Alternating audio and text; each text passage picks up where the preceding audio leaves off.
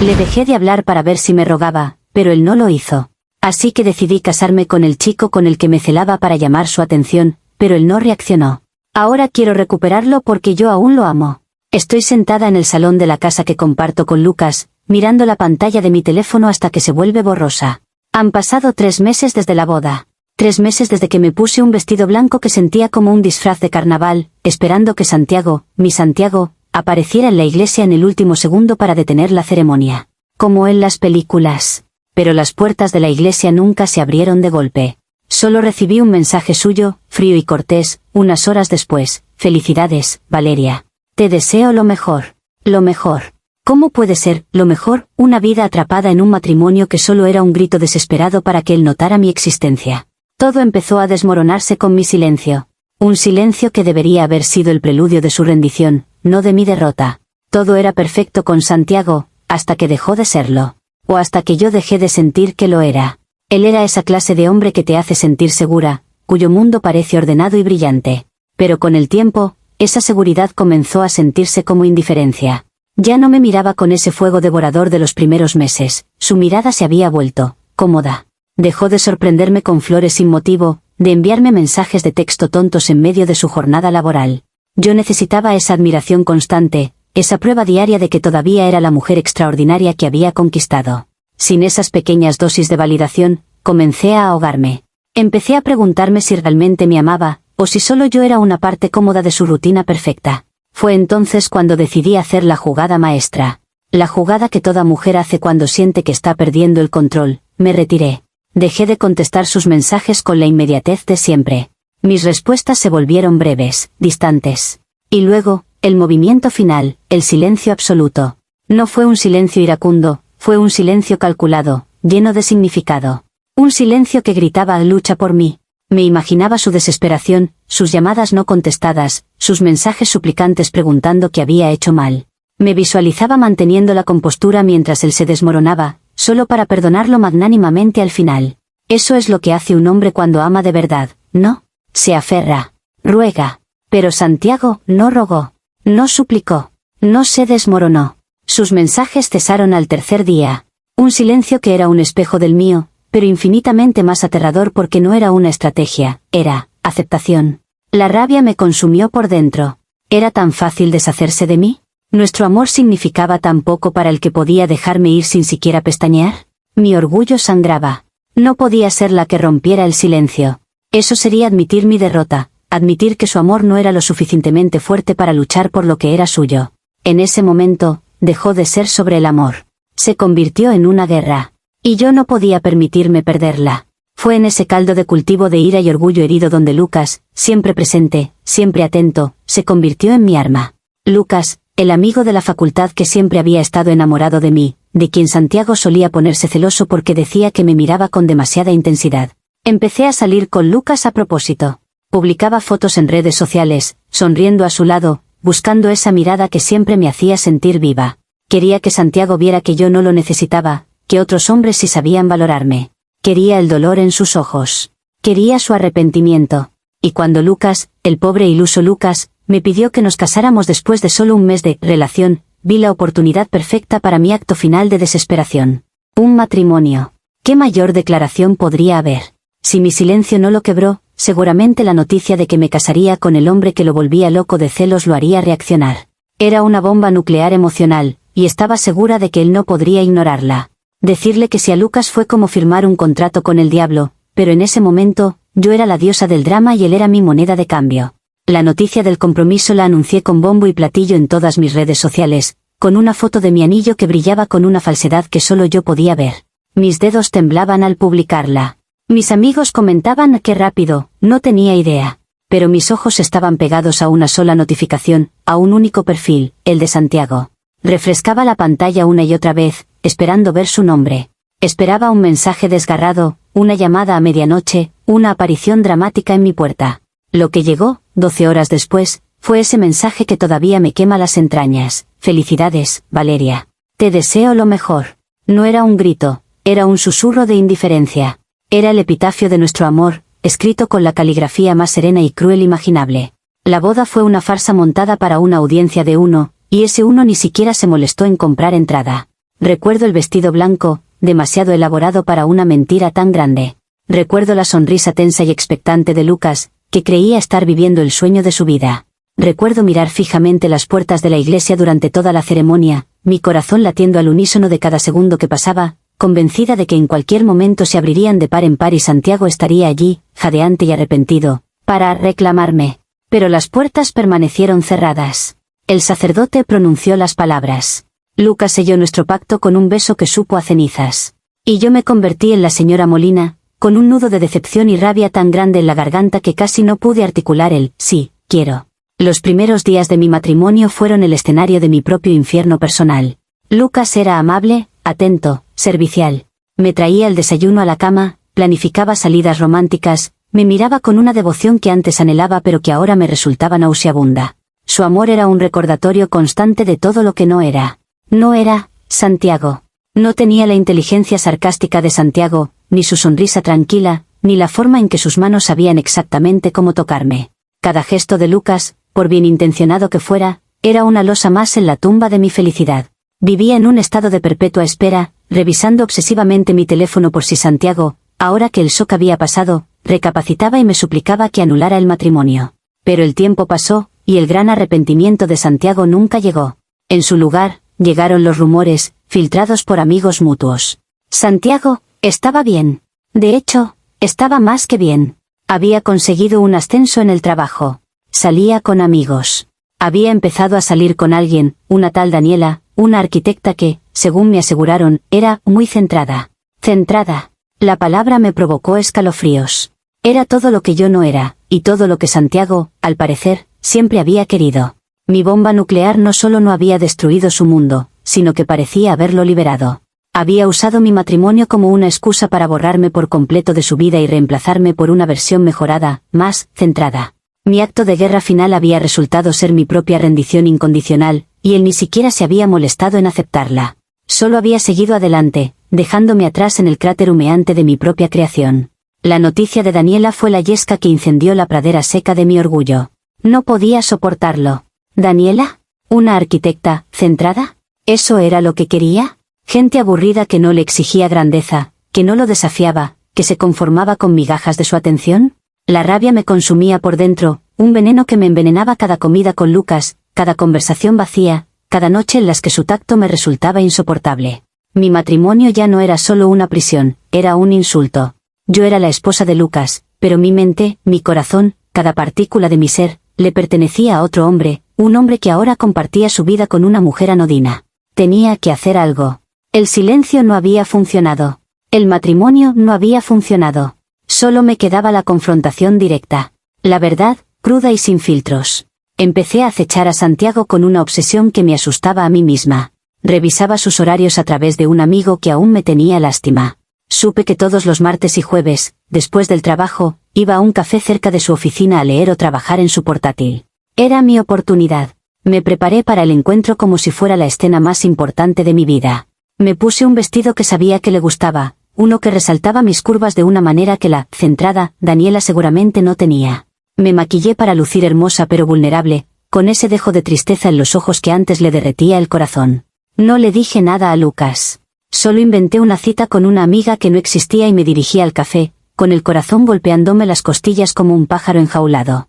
Cuando lo vi sentado allí, absorto en su pantalla, con una taza de café entre las manos, el mundo se detuvo. Parecía, en paz, tranquilo, próspero, todo lo que yo no era. Respiré hondo y me acerqué, deslizándome en la silla frente a él antes de que pudiera reaccionar. Sus ojos se abrieron con sorpresa al verme, y por un segundo creí ver un destello de algo, nostalgia, alarma, pero se desvaneció tan rápido que pudo haber sido mi imaginación. Valeria, dijo, y su voz era plana, neutral, como si saludara a un conocido lejano. Hola, Santiago, respondí, con una voz que intentaba ser segura pero que temblaba ligeramente. Necesitaba verte. Necesitaba hablar contigo. Y entonces, se lo solté todo. Le conté, entre susurros entrecortados y lágrimas que no tuve que forzar, que mi matrimonio con Lucas era un error monumental. Que me había casado con él solo para intentar provocarle, para hacerle reaccionar. Que cada día a su lado era una tortura porque no era él. Le dije que lo amaba, que siempre lo había amado, que todo este circo macabro había sido un grito desesperado de amor por él. Esperaba ver su rostro ablandarse, esperaba ver la conmoción, la compasión, quizás incluso la rabia por haber jugado con mis sentimientos de esa manera. Pero su expresión apenas se modificó. Me escuchó en silencio, con una paciencia que era más insultante que la ira. Cuando terminé, jadeante y con el rostro manchado de rímel, él dejó escapar un suspiro leve, casi de cansancio. Valeria, dijo, y su tono era lastimosamente educado. Estás casada. Yo estoy con alguien. Lo que tuvimos, quedó en el pasado. Tienes que seguir adelante. ¿Seguir adelante?, repetí, con la voz quebrada por la incredulidad. Después de todo lo que hice por ti, me casé por ti. Él negó lentamente con la cabeza, y en sus ojos no había amor, ni odio, solo una lástima profunda que me hizo sentir diminuta. No te casaste por mí, Valeria. Te casaste por tu orgullo. Y ahora tienes que vivir con esa decisión. Antes de que pudiera responder, recogió su portátil, dejó unos billetes para el café en la mesa y se levantó. Por favor, no vuelvas a buscarme. Deja que ambos seamos felices. Y se fue. Se fue, dejándome sola en esa mesa, con la certeza helada de que mi último y más dramático intento había fracasado. No había logrado conmoverlo. Solo había conseguido su lástima. Y eso era 1000 veces peor que su odio. La indiferencia de Santiago tras nuestro encuentro en el café fue el vacío más aterrador que he experimentado. No hubo drama, no hubo discusión acalorada, no hubo bloqueo en redes sociales. Simplemente, nada. Era como si yo me estuviera ahogando en el océano y él, desde la orilla, me observara con curiosidad científica antes de dar la vuelta y seguir su camino. Esa paz suya, esa maldita paz que siempre había tenido y que yo ahora veía como un arma, se convirtió en mi tortura diaria. Regresé a la casa con Lucas, y cada rincón me gritaba mi fracaso. Lucas, con su sonrisa constante y sus preguntas idiotas sobre mi día, se había convertido en la personificación de mi error. Ya no podía fingir. Ya no quería. Comencé a descuidar mi papel de esposa. Las cenas se quemaban porque me pasaba horas stalkeando el perfil de Daniela, buscando desesperadamente un defecto, una grieta en su fachada de mujer centrada. Dejé de arreglarme para Lucas. Pasaba los fines de semana en cama, fingiendo migrañas, sumida en mi propio pozo de autocompasión y rabia. Lucas intentaba acercarse, preocupado, preguntando qué pasaba, si quería hablar con alguien. Alguien. Como si un terapeuta pudiera entender la magnitud de mi tragedia. ¿Cómo podía explicarle que el problema no era mi matrimonio, sino que el hombre al que realmente amaba era tan frío que mi amor no había sido suficiente para derretirlo? Cada intento de Lucas por consolarme era un recordatorio de que estaba atrapada con el hombre equivocado, pagando por un crimen que Santiago había cometido al no amarme lo suficiente. La gota que colmó el vaso fue una foto. Santiago y Daniela, en la montaña, sonriendo con esos rostros radiantes y saludables de la gente que es feliz sin esforzarse. La leyenda decía, domingos de desconexión con mi persona favorita. La rabia me estalló en el pecho como una granada. ¿Desconexión? Él, ¿qué se había desconectado de mí tan fácilmente? ¿Esa mujer era su persona favorita? Yo era su persona favorita. Yo era la que había movilizado cielos y tierra, que había llegado al extremo de casarme, solo por un atisbo de su atención. Ellos no tenían derecho a esa felicidad sencilla. Su felicidad era un robo. Le había robado mi lugar. Le había robado mi futuro. En un arrebato de ira, tomé el jarrón de flores que Lucas me había traído el día anterior, gerberas, odio las gerberas, y lo estrellé contra la pared del salón. Los pedazos de cristal y los pétalos anaranjados esparcidos por el suelo eran un reflejo perfecto de mi interior. Fue en ese momento cuando Lucas entró en la habitación. Se detuvo en la puerta, mirando los restos del jarrón, luego mi rostro distorsionado por la rabia y las lágrimas. No dijo nada al principio. Solo respiró hondo. Y entonces, con una calma que me resultó familiar y por tanto odiosa, dijo, «Ya basta, Valeria». Sus palabras no eran un grito, eran una declaración. «No soy tonto. Sé que no me amas. Sé que te casaste conmigo por otra razón. Pero pensé que con el tiempo». Su voz se quebró, y por primera vez, vi el dolor en sus ojos. Un dolor real, no dramático como el mío. Pero esto ya no es vida. Para ninguno de los dos. Merezco más que ser el consuelo de una mujer que ama a otro. Me quedé paralizada, mirándolo. Él no estaba enfadado. Estaba resignado. Y su resignación era un juicio más duro que cualquier grito. Sin decir otra palabra, dio media vuelta y se fue a la habitación de invitados. Yo me quedé de pie, entre los cristales rotos, dándome cuenta de que no solo había perdido a Santiago. Ahora también estaba a punto de perder el refugio que mi propio egoísmo había construido. Ahora el silencio en esta casa es diferente. No es el silencio calculado de una estrategia, es el silencio pesado y definitivo de un matrimonio que ha muerto. Lucas ya no intenta. Se mudó al cuarto de invitados de forma permanente. Nuestras interacciones son breves, funcionales, como dos roommates que se toleran a regañadientes. Él está tramitando los papeles de la separación. Dice que no merecemos vivir esta farsa. Y lo peor es que tiene razón, pero no por las razones que él cree. Esta vida es una farsa porque el hombre para el que monté el espectáculo se negó a ser mi audiencia. A veces, en la quietud de la noche, esa vocecita tenue, la que siempre logro ahogar, se hace un poco más fuerte. Tú lo dejaste ir. Tú jugaste con los sentimientos de un hombre bueno. Tú te metiste en este lío. Pero la apago de inmediato. Esa voz es la voz de la debilidad, la voz de una sociedad que no entiende los actos de amor desesperado. Mi error no fue manipular, ni mentir, ni casarme sin amor. Mi error fue amar a un hombre que era demasiado pequeño para el tamaño de mi pasión. Santiago era un estanque tranquilo, y yo soy un océano embravecido. Él quería calma chicha, yo ofrecía tormentas y aventuras. Él se conformó con una mujer, centrada, porque no tenía el valor de navegar en mis aguas profundas. Lucas se irá pronto. Y yo me quedaré sola, otra vez. Pero esta vez es diferente. No estoy sola porque un hombre me haya rechazado. Estoy sola porque me liberé de dos hombres que no eran lo suficientemente grandes para mí. Uno era demasiado frío para mi fuego. El otro, demasiado simple para mi complejidad. Yo les ofrecí una historia épica, un amor que se sale de los guiones, y ellos prefirieron el conformismo. Santiago con su Daniela aburrida y su paz burguesa. Lucas, que seguramente encontrará a alguna mujer sencilla que le aprecie sus gerberas y su devoción sin complicaciones. Yo no los necesito. Mi amor por Santiago no ha muerto, se ha transformado. Ahora es un amor lleno de lástima. Lástima por un hombre que nunca sabrá lo que es ser amado con la intensidad con la que yo fui capaz de amarlo. Él se conforma con migajas, y yo tengo la capacidad de un banquete entero. Quizás esta soledad no sea un castigo, sino un renacimiento. Soy la heroína trágica de mi propia historia, la única persona lo suficientemente fuerte para soportar el peso de un amor tan grande. Ellos, Santiago y Lucas, solo fueron personajes secundarios en mi camino hacia la comprensión de mi propio poder. Y aunque duela, aunque el corazón se me parta en 1000 pedazos cada noche, sé que soy la dueña de mi destino. Un destino que ellos, por cobardes, nunca se atrevieron a compartir. Comentarios populares de Reddit, sobre la historia principal. Usuario, Anónimo 1. Tu narrativa es un estudio magistral de la autojustificación. Comienzas reconociendo que implementaste una prueba infantil, el silencio, para medir el amor de tu pareja. Cuando él, mostrando saludable autoestima, no cayó en tu juego, escalaste la situación hasta un matrimonio por despecho. Ahora, pintas a Santiago como el villano por no reaccionar a tus manipulaciones y a Lucas como un simple peón. En ningún momento asumes que tus actos fueron calculados y dañinos. La víctima aquí no eres tú. Respuesta de la app. ¿Autoestima? ¿Saludable? Lo que mostró fue indiferencia. Si me hubiera amado de verdad, no habría podido soportar mi silencio. Se habría preocupado, habría luchado. Su autoestima es solo otra palabra para egoísmo puro. Y Lucas no es un peón, es un adulto que tomó sus propias decisiones. Si decidió casarse con una mujer que claramente amaba a otro, ese es su problema, no mío. Yo solo seguí mi corazón.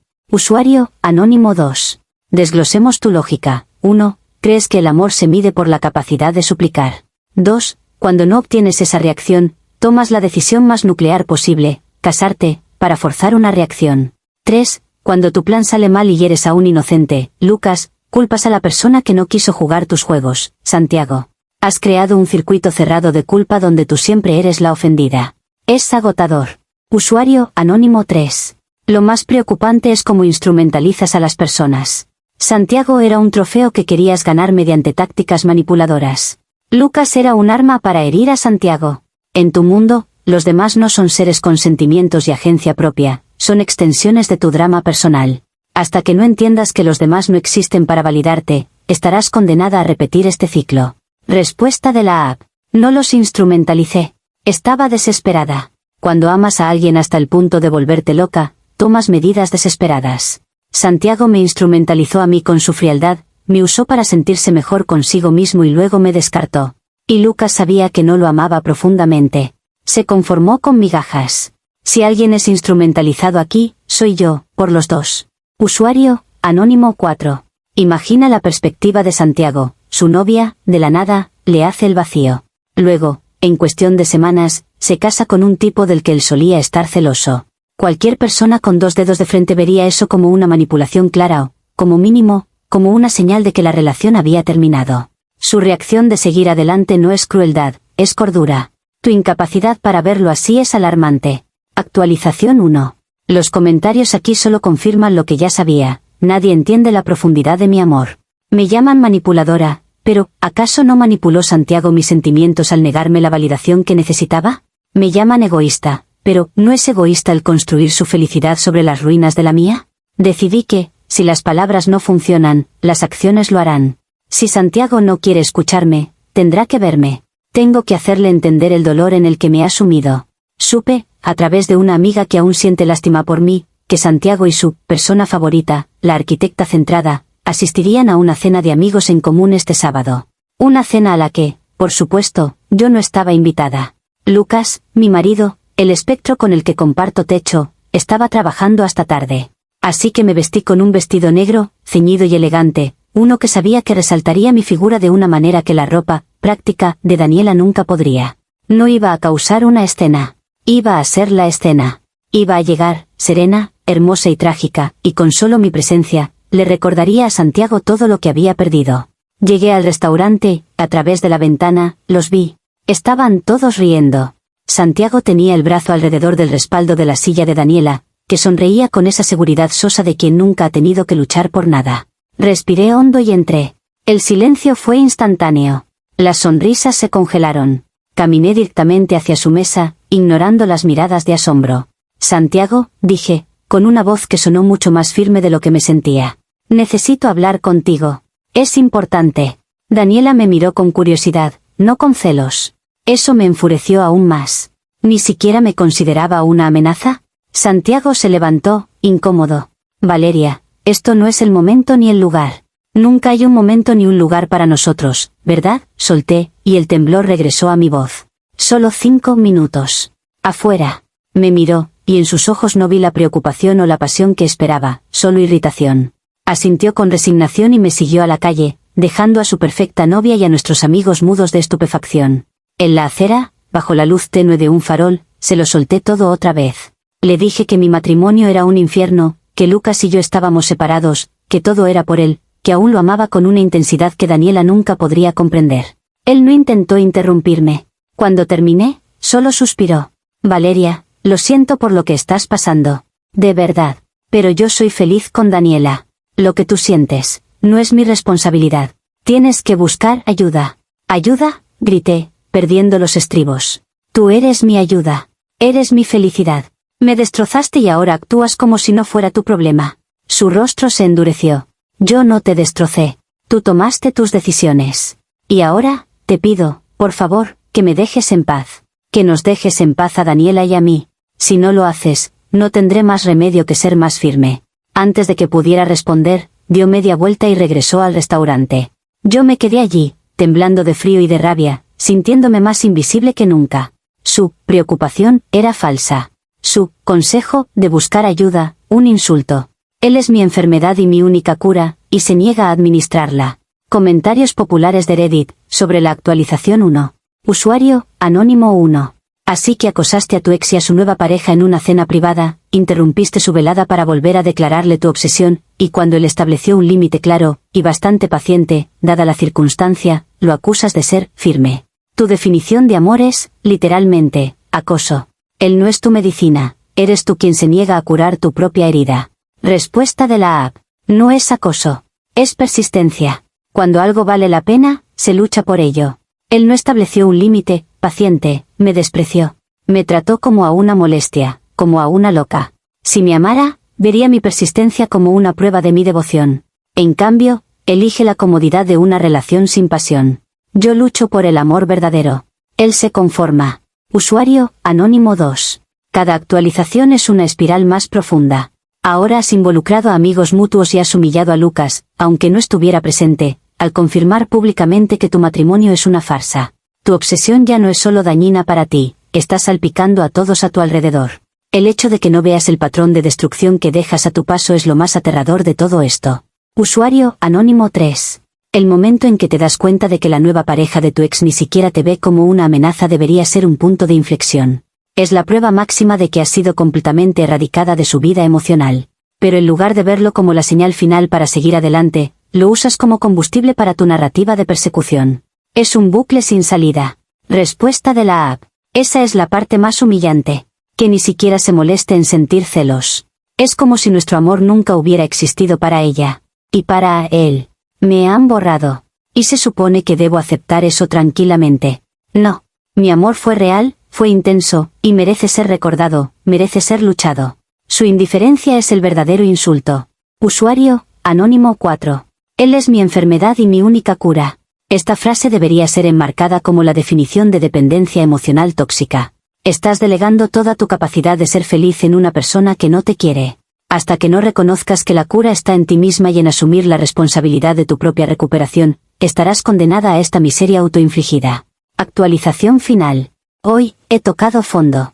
Y, paradójicamente, en el fondo he encontrado una claridad brutal. Lucas se fue definitivamente hace una semana. Firmó los papeles de la separación y se llevó sus cosas. La casa está vacía, solo queda el eco de mis pasos y el fantasma de mis errores. Pero ya no duele como antes. La soledad se ha convertido en mi aliada. Esta mañana, mientras caminaba sin rumbo por el parque, los vi. Santiago y Daniela. No me vieron. Estaban sentados en una banca, no abrazados ni riendo a carcajadas, simplemente, conversando. Él le decía algo y ella asentía, con una sonrisa tranquila en los labios. No había drama, no había pasión desbordada, no había grandes gestos. Solo había compañía, paz. Y en ese momento, como si un velo se rasgara de repente, lo entendí todo. No es que Santiago sea frío o que Daniela sea aburrida. Es que yo soy demasiado intensa, demasiado demandante, demasiado ruidosa para su mundo sereno.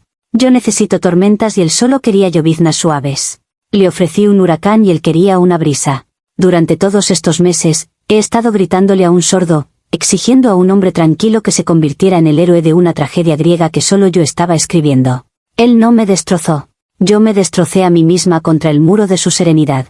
Mi amor por él era real, intenso y dolorosamente auténtico, pero era un tipo de amor que no encajaba en su vida. Y en lugar de aceptarlo, intenté a la fuerza remodelar su mundo al tamaño de mis necesidades. Usé a Lucas, destruí mi propio matrimonio y me humillé una y otra vez, todo para forzar una reacción que nunca llegaría, porque la persona que es Santiago es incapaz de reaccionar de la manera en que yo necesito.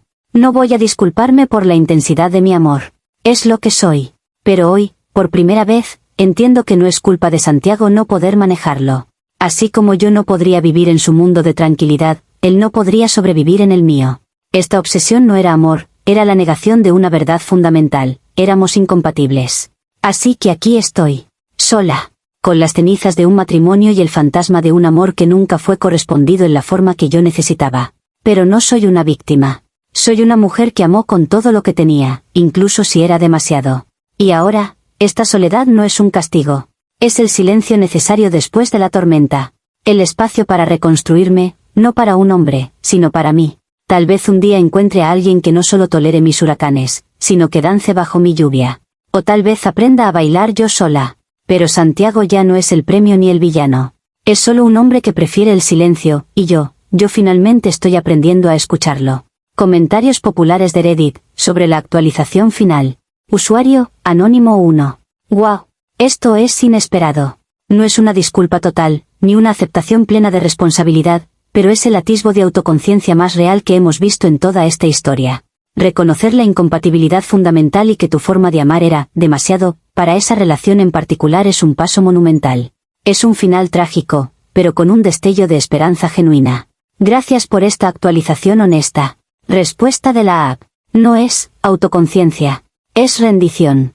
He gastado todas mis balas y el muro sigue en pie. Ya no me queda energía para seguir golpeándome la cabeza contra él. Tal vez ustedes tengan razón en muchas cosas, pero se equivocan en una, mi amor sí era real. Era caótico y dañino, pero era real. Ahora ese amor se lo dedico a mí. Es el único que no me ha fallado. Usuario, Anónimo 2. Este es el cierre más saludable que podíamos esperar. Admites que no eras la víctima, sino una fuerza de la naturaleza chocando contra otra incompatible. Es un entendimiento profundamente maduro. No voy a disculparme por la intensidad de mi amor, es una frase poderosa, siempre y cuando, como dices, aprendas a dirigir esa intensidad de manera que no te destruya a ti y a los que te rodean. Buena suerte en tu reconstrucción. Usuario, Anónimo 3. Coincido con los demás. Este es un final sorprendentemente poético y auténtico. Has pasado de la autojustificación rabiosa a una melancolía resignada que roza la sabiduría. Aceptar que dos personas pueden amarse y a la vez ser completamente wrong for each other es una de las lecciones más dolorosas y liberadoras de la vida adulta. Ojalá esta claridad te dure. Respuesta de la app. No es sabiduría. Es cansancio. Un cansancio tan profundo que se siente como paz. Ya no quiero luchar. Ya no quiero convencer a nadie de mi valor. Si soy un huracán, entonces seré un huracán. Pero lo seré en mar abierto, donde no pueda destruir nada que no deba ser destruido. Santiago fue la orilla. Y las orillas están hechas para ser abandonadas cuando sube la marea. Usuario, Anónimo 4. Espero que esta claridad se mantenga. El camino de reconstrucción es largo y es fácil recaer en viejos patrones. Pero este momento de lucidez, donde por fin dejas de culpar a Santiago y ves la dinámica como una incompatibilidad de caracteres, es el primer y más importante paso. Por ti y por todos los futuros Lucas y Santiagos que puedan cruzarse en tu camino.